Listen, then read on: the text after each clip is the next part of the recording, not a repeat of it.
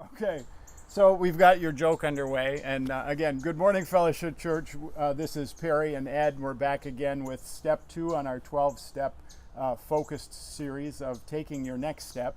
And we're trying to help people get to that place where wherever they are in the process, that they would be able to find that place where they can take their next step towards freedom. So this week, again, step 2 is that came to believe that a power greater than ourselves could restore us to sanity. And so what's your first reflection on that? Well, to me, step 2 is a continuation and a validation, or we talked about powerlessness last week, that admitting it as opposed to accepting it. And step 2 suggests that there is some acceptance. Came to believe. Belief suggests now I've got it from my head to my heart, and I know that I need to do something. And it's also an awareness that I can't do it alone, that I'm going to need some help. I'm going to need a power greater than me to help me deal with this, to be restored to sanity. And that's what recovery's about. That's also what being a whole person's about, being restored to sanity. And that's difficult, because I got to do more than just not drink or act out. I got to deal with me and listen to what God's telling me about what I have to do to be the best, to be a good example of His best work, and that's not a give me, because our culture tends to reinforce looking outside ourselves, but to be restored to sanity and to become a whole person, that's an inside job. That means I have to look inside at me, and that's a little trickier. Well, with this idea of our faith, or our surrendering of our faith, it doesn't all happen at once. And again, I use the example where when I was still heavily into drugs or alcohol, and somebody said, "Oh, you're not a Christian because of your behavior," I would have fought them. I would have, proven how Christian or Christ-like I was, But it doesn't all happen at once, and it comes in these steps. And again, I like the idea of a trust walk, or a journey, or a process. That it's no silver bullet, This is true. And came to believe suggests that. There's no instantaneous insight into this. Well, if you want to look at a tangible thing, that's true of the seasons. They just don't come and then show up and leave. There's a process. We're in between one right now. In fact, I told Perry earlier, it's one of the kind of paradoxes of the world that today's such a beautiful day, and we get some of the most beautiful weather right before we get some of our worst. So we know who to come back to and blame if that happens, or when that happens. Right, yeah, I'm your guy. Yeah. But that's just a good example of a process and transition. Transition's a good word. I think you also have talked about how the only constant in this world is change. This is true. Yeah. That's it's true. Always changing. You and me and the earth and the seasons and everything.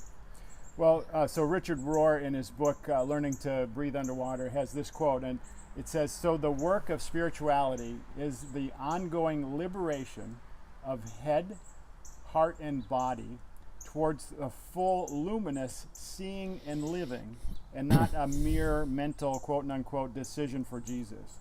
And so can you stretch that out for me at all? Well, it's interesting. He uses the term liberation, which suggests it's like a freeing.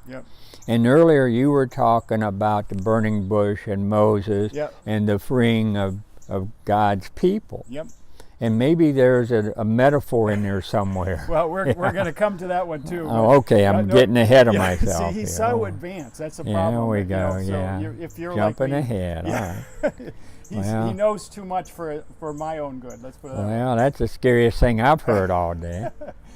But anyway. So what we find is that most churches focus on either the mind, your head work, or your heart work, or how you feel, and very few churches focus on the body, the component, this triangle, or the trinity of our being. And that when we ignore the body, I think it's because there's a theology we bought into that we have an escape plan, from this world to the next. And so what happens here doesn't really matter. And so we can treat the world like an ashtray, and including ourselves. I think there's a problem with that. I also think too that there's a kind of a demonization of body, the sin of the flesh kind of thing, and that we tend to take it for. Plus, the body's tangible. Mm-hmm. That's something I don't have to worry about. And the other things, I have to pay more attention to in the heart and the mind. And it's easier to read a book than to go out and run 3 miles too. Yeah, sometimes neither one of those are easy. Exactly. Yeah. Mm-hmm. Well, so what we're trying to do is get people to bring their heart and their mind and their bodies to one place. And so the easiest thing, again, thank you all for being here. You brought your body to be present with us. And, oftentimes over the last year or couple of years, I've been talking about bringing your mind to be present, not being worried about what happened before or what's going to happen next or what you're going to eat for lunch. And then your heart, I think, also has a part in this where if your heart is hooked or stuck or trapped in the past, then I think that's also a part of the problem. So trying to have all 3 pieces of us, body, or your heart, mind, and body in one place, and open your presence, being present for the big P presence, God's presence. Because again, I think it was last week we said that He would never leave us or forsake us. And there's no God-forsaken place. It's that there are people that have forsaken God. That's my perception. Exactly. And I was reminded last week with one of the songs, which was really a version of that poem, Footprints. When I thought He wasn't there, He was carrying me. Yes. And that's something we can trust. He's always going to be there. And that God does a lot of things for us that we can't do for ourselves. And that's important to trust. And the thing about mind, heart, and body is it's called integration. We have to integrate all 3 into who we are and be aware and honor and develop all those things. And what I've found is having a resource to help me with that. And God works through people. He works through any resource you can find. That's part of His grace to help you do that. So it's important for us to use it. Yeah. He does it with us, I believe, and not for us. I've always said He gives me the opportunities, but I got to do the work. Yeah. Amen. Same with life. All right, here we go. Okay.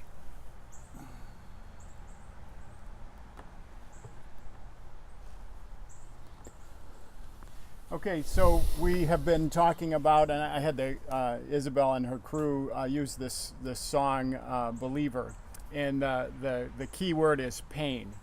Last week, I was talking about the promise that if we're painstaking about this process, that it will be surprised by how far we've gotten before we're halfway through, or something like that. And then you said, well, I want to really emphasize the pain. So can you talk about that? No question, yeah. Pain is a motivator. We don't change until we see the need. And I heard a person tell me once that when it hurts bad enough that you want to stop hurting, you'll do something about the pain. Mm-hmm. And so to me, pain is a form of grace, if I use it that way. Yep. Because it's what's going to motivate me. Most of us don't get up and say everything's wonderful, so I think I'll go out and change what's wrong. It's got to get really bad before I'm willing to do that. Mm-hmm. And that I see that as a gift. If I use it to help me grow, then it becomes a resource. Mm-hmm. And and I'm not going. I hope I don't get too far off here, but in the Chinese alphabet, they got 2 figures to represent the word crisis.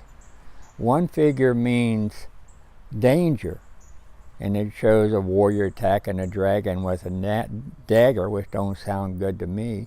The other figure for the same word means opportunity. Yeah.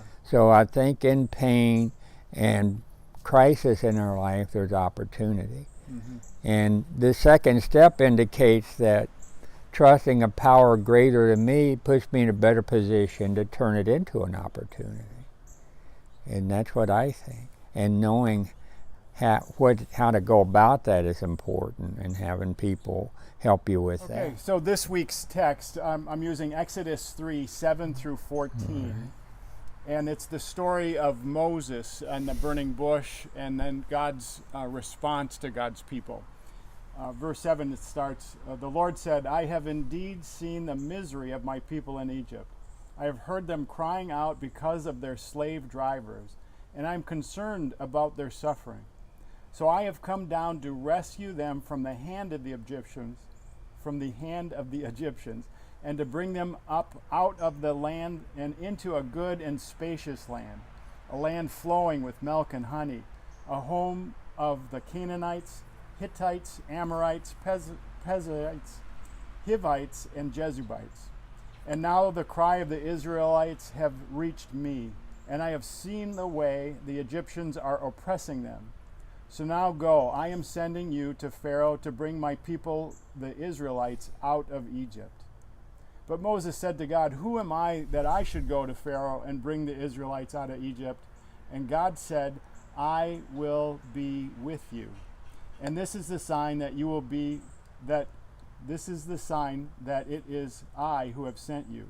When you have brought the people out of Egypt, you will worship God on this mountain. Moses said to God, suppose I go to the Israelites and say to them, the God of your fathers has sent me to you, and they ask me, what is his name? What shall I tell them? Then God said to Moses, I am who I am. This is what you are to say to the Israelites. I am has sent me to you. And the reason I wanted to use this was, again, that it's a very unique story. There's not another burning bush story in all of the Bible, but God used the burning bush to speak and get a hold of Moses. And that God also, and there's another one, Balaam's ass, the donkey, where God will use whatever he needs to in order for us to be able to hear or listen to him. He'll speak to us in the way we want. How do you see that? Well, I see that was him making himself tangible, because he knew, I know he knew that Moses could respond to the tangible easier than the intangible. And it's interesting, when he told Moses what he expected, Moses immediately assumed that he wasn't enough. Why did you pick me? I'm not sure. I can't do this. And I think that's a good example. I think most of us, or my experience has been that when I'm faced with a crisis or a lot of stress or a serious issue, I immediately assume that I'm not enough to deal with it. And then the message in that for us is God saying, I wouldn't pick you if you wasn't enough, and I'm going to be here to help you. And that's the part you can trust. Yeah. I also like, you and I have read the book The Shack, and we've shared it with our church. And again, it's controversial at best, but I also see it as another example of how if you give people permission, or I'd even say this, let's say we give people permission to receive the message, God's message, in the way that they need to see it. And that's why I think Bill W. was brilliant, again, where he's like the God of your understanding. There's this process that sometimes we've been injured. We talked about this too, by the church. And it's hard for us to hear that message in that same way because we've been hurt so badly or bruised so badly. And by opening this up and allowing people to experience the message in the way they can, I think that, again, it's the presence, believing and trusting that he has enough power. He doesn't need us to fix it for him. He's in it, he's got it, because he is God. I agree. Interesting. And the key word is trust. It's hard to trust somebody that's hurt you. Or some organization or institution that's hurt you. And yet that's part of, we have to learn to trust, first of all here and then out there. And the one thing that's always trustworthy is God. So we've always got a backup to fall back on, and that's important to remember. The second reason I chose this was, again, it shows God's willingness and interest. He sees and he hears and responds. He isn't this far off God that is indifferent. Oh, poor Ed, he's suffering. Oh, ho hum. His heart is with us. He says that he is with us, and I think that's a tremendous statement, to know that the God of creation is with us and not against us, and that we can trust him to get us beyond these places where we are physically, mentally, or emotionally unable to move. This is true. He's not a get over it God, and he'd always do it the way we think he should, but he does it the way it needs to be done, and that's the trust part. I need to trust that he knows what he's doing.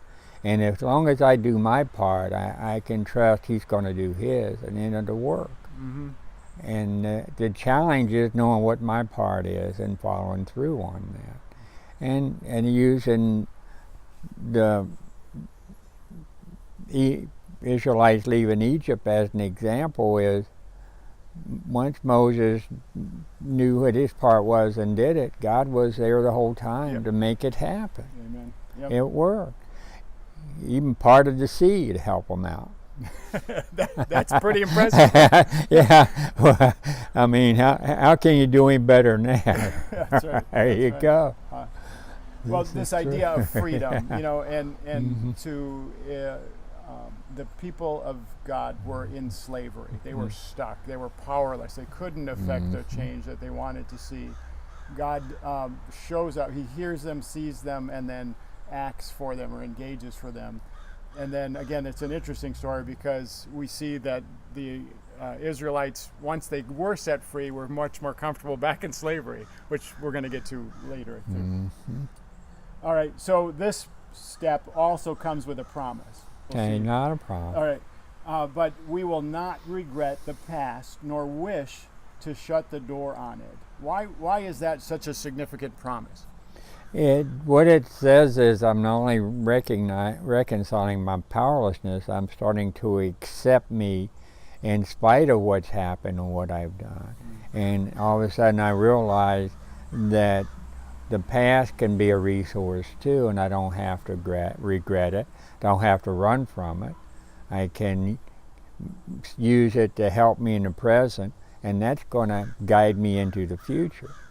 And so it's all part of the process, the integration process. Well, you talked about he who does not remember the past is destined or doomed Is to doomed repeat it. Yeah, and that's there's a process of being able to integrate, so body, or heart and mind, and then past and present too, where we're becoming, again, holistically integrated, a whole person in an entire whole life cycle.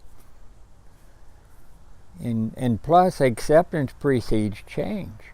Once I accept that past and me in spite of it, now I can do what I need to do to grow and move forward and change.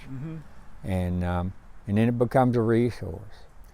It can be part of, and Perry struggles with this term, part of God's awful grace that helps us understand what we need to do. And we learn that from where we've been sometime. Well, one of the things that, even as we're talking, I thought of, there's the prophet Joel talks about the years that the locusts have eaten. That sometimes, as a man in recovery, I think of how many years I squandered. And Joel says that the shame that's equated, or that we equate with that, will be removed, and that God's going to give us 10 times the amount of years that that the locusts have eaten, or that we have wasted away.